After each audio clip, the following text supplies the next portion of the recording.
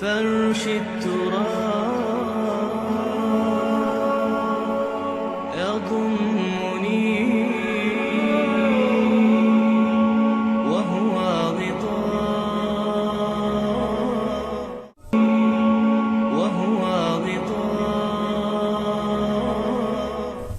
کوئی شخص یقین کے ساتھ نہیں کہہ سکتا کہ اب حالات کا کیا رخ ہوگا، اس لیے کہ ظاہر بات ہے قرآن مجید میں مستقبل کے بارے میں خود حضور سے کہلوایا گیا، وَإِنْ أَدْرِي أَقَرِيبٌ أَمْ بَعِيدٌ مَا تُوعَدُونَ۔ لوگوں مجھے معلوم نہیں ہے کہ جس بات کی تمہیں خبر دی جا رہی ہے وہ قریب آ چکا ہے یا دور ہے۔ وَإِنْ أَدْرِي لَعَلَّهُ فِتْنَةٌ لَكُمْ وَمَتَاعٌ إِلَىٰ حِينٍ، اور میں نہیں جانتا، ہو سکتا ہے اللہ کچھ اور مہلت دے دے تمہیں، اور کچھ اور آزمائش جو ہے اس کے لیے تمہارے لیے کوئی اور مہلت عطا فرما دے، ہو سکتا ہے۔ تو میں بھی کسی دعوے سے نہیں کہہ رہا، لیکن دو امکانات ہیں۔ امکان نمبر ایک کیا ہے؟ ابھی عالم اسلام کا ایک سالڈ بلاک ہے جو یہودی ورلڈ آرڈر کی نگاہوں میں کھٹک رہا ہے۔ میں کھٹکتا ہوں دل یزداں میں کانٹے کی طرح، اگرچہ ان کی اسٹریٹجی کیا ہے، ایک ایک کر کے ان کے حصے بکھرے کر کے تیا پانچا کرو۔ ابھی وہ بلاک کون سا ہے؟ ایران ہے، افغانستان ہے، پاکستان ہے، اور روسی ترکستان سے آزاد ہونے والی جو ریاستیں ہیں، یہ ایک سالڈ بلاک۔ یہ عجمی مسلمان عربی نہیں، عربی گئے، یہ نوٹ کر لیجئے، اس لیے کہ عربوں کو اللہ نے فضیلت دی تھی، محمد ان میں سے تھے صلی اللہ علیہ وسلم، یہ رتبہ بلند ملا جن کو مل گیا۔ لیکن ساتھ ہی اللہ نے دھمکی بھی دے دی تھی سورہ محمد میں، ان تتولوا یستبدل قوما غیرکم، اگر تم پیٹھ دکھا دو گے اس مشن کو جو ہم نے تمہارے حوالے کیا ہے، تمہیں ہٹائیں گے، کسی اور کو لے آئیں گے۔ اور یہ بات ہو چکی ہے 13ویں صدی عیسوی میں، 1258 میں جب سقوط بغداد ہوا ہے، عربوں کے ہاتھ سے عالم اسلام کی قیادت چھین لی گئی، معذور کر دیے۔ اس کے بعد قیادت کن کے ہاتھوں میں آئی؟ ترکوں کے ہاتھ میں، ترکان تیموری ہندوستان میں، ترکان صفوی ایران میں، ترکان سلجوقی مڈل ایسٹ میں، اور ترکان عثمانی کا تو کہنا ہی کیا ہے، وہ ایشیا مائنر سے چل کر آپ کو معلوم ہے کہ مشرقی یورپ کا کتنا بڑا علاقہ، دی گریٹ آٹومان امپائر اس صدی کے آغاز تک قائم تھی۔ اس صدی میں عجیب عجیب معجزے ہوئے ہیں۔ گریٹ آٹومان امپائر جو 3 بر اعظموں پر محیط، نام و نشان ختم۔ دی گریٹ USSR، نام و نشان ختم۔ اب تو روس صاحب ایک ملک کی حیثیت سے رہ گئے۔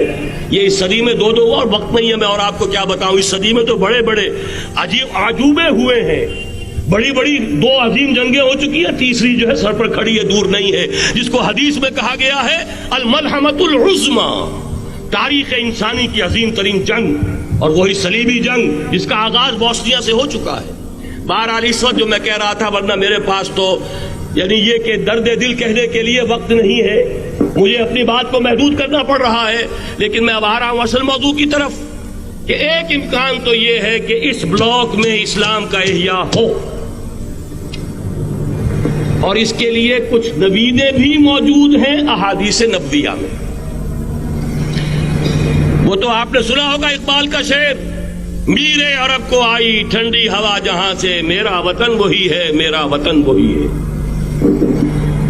حدیث میں آتا ہے یخرج ناس من المشرق یؤتون للمہدی، یعنی سلطان ہی، مشرق سے فوجیں نکلیں گی یہ جو کہ مہدی کی حکومت قائم کریں گی، اور یہ ہوں گے حضرت فاطمہ کی نسل ہی سے رضی اللہ تعالی عنہا، لیکن عالم عرب کے اندر پھر ایک طاقت بن کر ابھریں گے، باطل کی قوتوں کے خلاف جہاد کریں گے، لیکن ان کو مدد آئے گی 2 طرف سے، ایک زمینی مدد آئے گی مشرق سے، ایک آسمانی مدد آئے گی، عیسیٰ ابن مریم کا نزول، حضرت مسیح علیہ الصلوۃ والسلام جو زندہ آسمان پر اٹھائے گئے تھے نازل ہوں گے، اور در حقیقت ان 2 مددوں کے نتیجے میں پھر یہود کا قلع قمع ہوگا، اور یہی گریٹر اسرائیل ان کا گریٹر گریو یارڈ بن کر رہے گا، عظیم تر قبرستان بن کر رہے گا۔ اس کی بڑی واضح حدیثیں موجود ہیں، اس کی بڑی تفصیلی خبریں موجود ہیں، یہ احادیث کی کتب کے اندر، بدقسمتی سے ہماری اس کی طرف توجہ نہیں ہے۔ ایک تو یہ ہو سکتا ہے، اسی طریقے سے ایک اور حدیث ہے یخرجو من خراسان رایات سود، اور یہ مسلم شریف کی روایت ہے، نوٹ کیجئے گا، نہیں ترمذی شریف کی روایت ہے، یخرجو من خراسان رایات سود لا یردها شیء حتی تنصب بإیلیا، اور خراسان حضور کے زمانے میں آج کے افغانستان کا نام تھا۔ جتنا خون یہاں پر خلوص کے ساتھ دیا گیا ہے اس کی مقدار بھی کم نہیں ہے، یہاں سے خیر برآمد ہوگا۔ اور دوسری بات اپنے بارے میں نوٹ کر لیجئے، یہ پاکستان، بچا کھچا Pakistan, what remains of Pakistan, یہ اصل میں ہے کیا؟ مولانا بہت خوبصورت انداز میں فرما رہے تھے، یہ 313 نہیں تھے، اسلام تھا۔ اسی طرح نوٹ کیجئے، پاکستان نہیں ہے، 4 صدیوں کی تجدیدی مساعی کا حاصل ہے۔ آپ نے کبھی نوٹ کیا ختم نبوت کے بعد اب سب سے اونچا منصب کس کا ہے؟ مجددین۔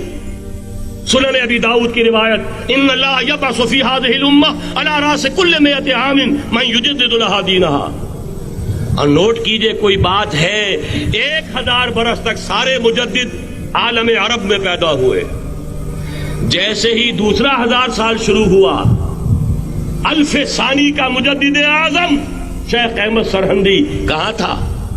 صنم خانہ ہند میں حاضر ہوا۔ میں شیخ مجدد کی لحد پر، وہ خاک کے ہے زیر فلک مطلع انوار، گردن نہ جھکی جس کی جہانگیر کے آگے، جس کے نفس گرم سے ہے گرمی آرا وہ۔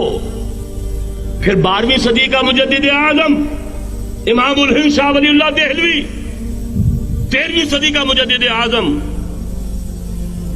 سید احمد بریلوی، اس کے خون کا امین اور اس کے ساتھ کے شہداء کے خون کا امین، ان کے جسموں کا امین آپ کا خطہ ہزارہ، آپ کا خطہ سوات، اس میں ان کی جانیں ہیں جو دی گئی ہیں۔ اور وہ نہایت میں آپ سے عرض کر دوں، دور صحابہ کے بعد اتنا خالص اسلامی جہاد پوری مسلمان تاریخ میں نہیں ملے گا جتنا وہ تحریک شہیدین کا۔ 14ویں صدی ہجری میں شیخ الہند جیسا مجاہد اعظم کہ انگریز نے گرفتار کر کے قید بھی کیا ہے، تو کہاں؟ ہندوستان میں نہیں، کہاں؟ جزیرہ سائرس، کیا نام تھا؟ مالٹا، جزیرہ مالٹا بحر روم میں۔ اقبال کے نفس سے ہے لالے کی آگ تیز، ایسے غزل سرا کو چمن سے نکال دو۔ کہیں ہندوستان کی کسی جیل میں ہوا تو شاید اس کے نفس کی گرمی ہی سے کوئی حرارت پیدا ہو جائے۔